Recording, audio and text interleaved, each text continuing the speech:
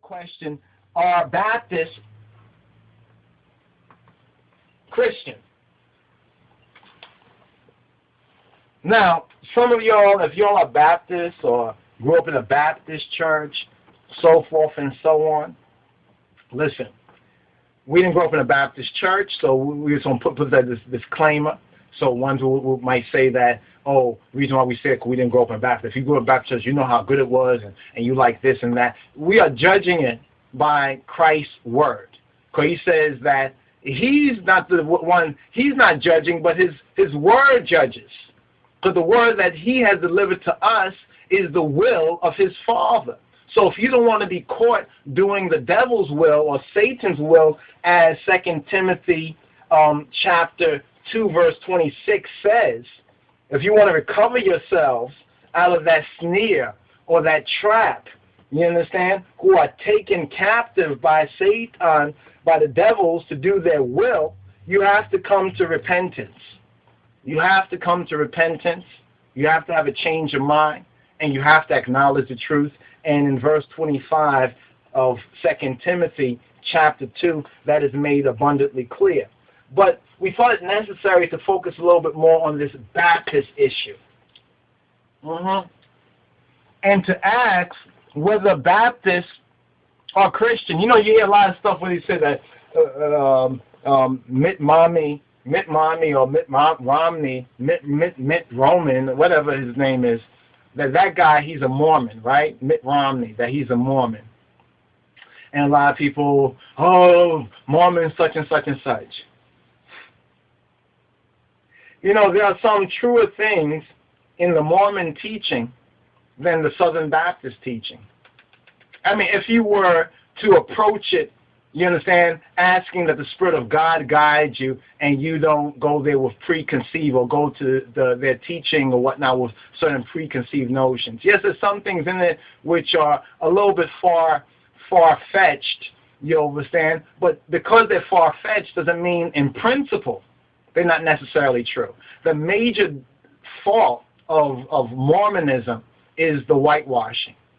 That's the major fault of it. You remember Moses put his hand in his breast and he took it out and it turned leprous, white as snow. Then he put his hand back in his bosom and he took it out and it returned to his other flesh. That was a sign. That was a sign that it began off black. You understand? Then there would be another people or other people or a change of the people. You understand? Before things return as they were in the beginning. But Baptists, it's interesting that you have such a thing called a Baptist church. Now, if I am correct, Whitney Houston, she grew up in a Baptist church. Something interesting I found out, that her father was not, how do you want to say it, not black or not fully black. He was part Italian. As well as he put a hit out. It's alleged that he put a hit out on Bobby Brown because he didn't like Bobby Brown. And you know, we black folks who still have a soul in us. You know, that means we know where we came from. We know our people, or we know niggers. In other words, we recognize why he most likely did not like Bobby Brown, because Bobby Brown, he felt, was beneath his daughter's middle class inclinations. You understand? And we get into the light skin, dark skin thing too as well. And all of these are fruits or byproducts of this right here. These are all byproducts of let's make a slave. These are all byproducts of Slick Willie Lynch white supremacyism, right? So her mother, she's a Grammy award-winning gospel singer. Well, she sung backup for Elvis. Elvis, the same cracker who said that only thing that a black man can do for me is shine my shoes. Now, some now say that he really didn't say that. He liked the black people. Well, yeah, he liked the black people who knew their place. No doubt about it.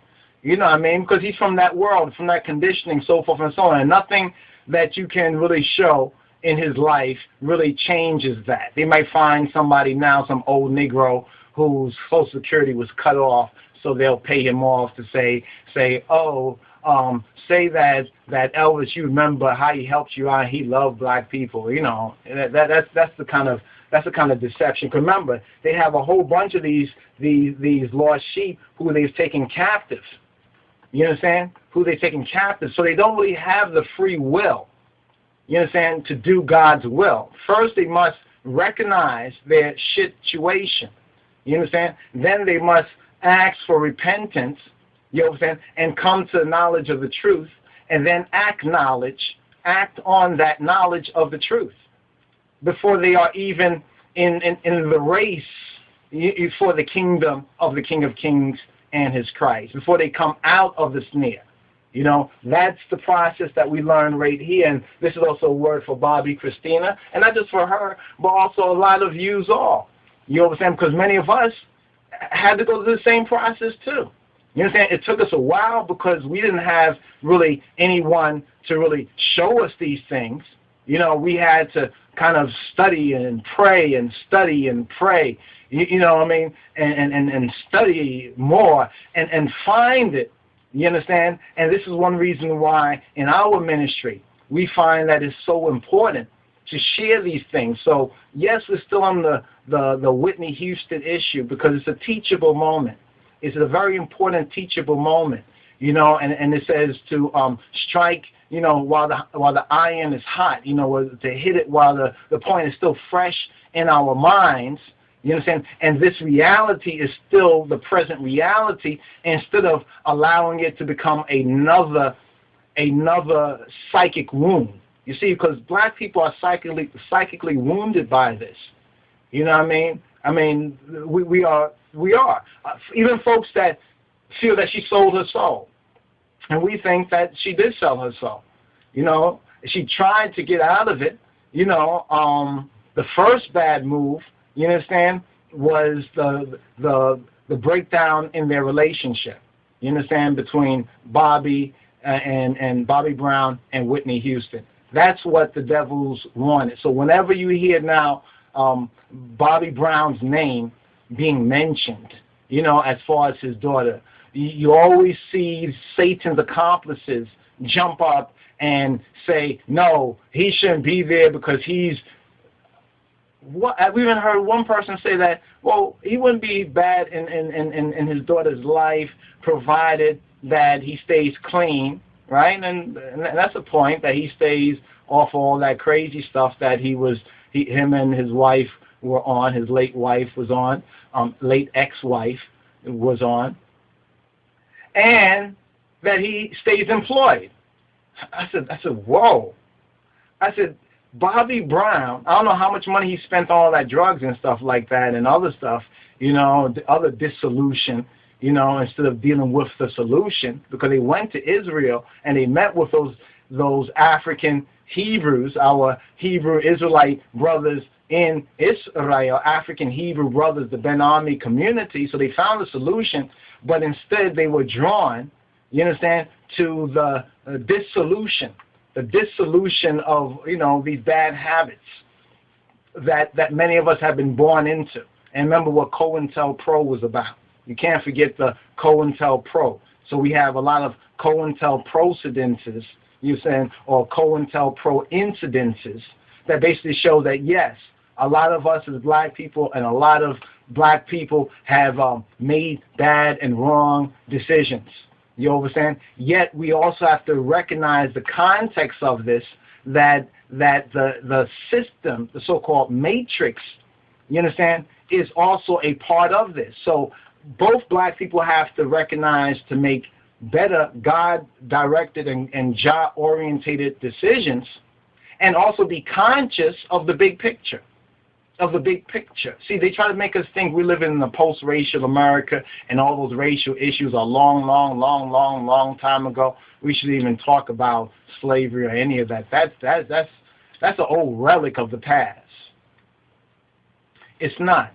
You see what I'm saying? But they know that if they can remove this, then they can keep wounding us to take us further and further into a spiritual captivity, and if possible, to take the lost souls with them into Gehenna. In other words, the lost souls with them into what generations of humans call hell, or into the fire.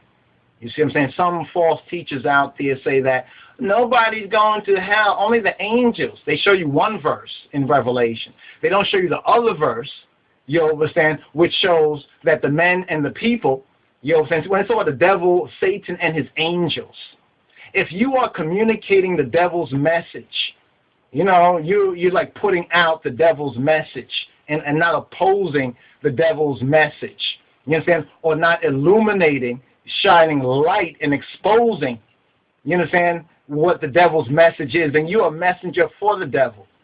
You see what I'm saying? Therefore, you are one of his angels. See, some people think it's only the fallen angels, so forth and so on. No. There are angels in heaven, and there are angels on earth, and there are angels in other dimensions, but that doesn't really concern us. Let's deal with heaven and earth right now.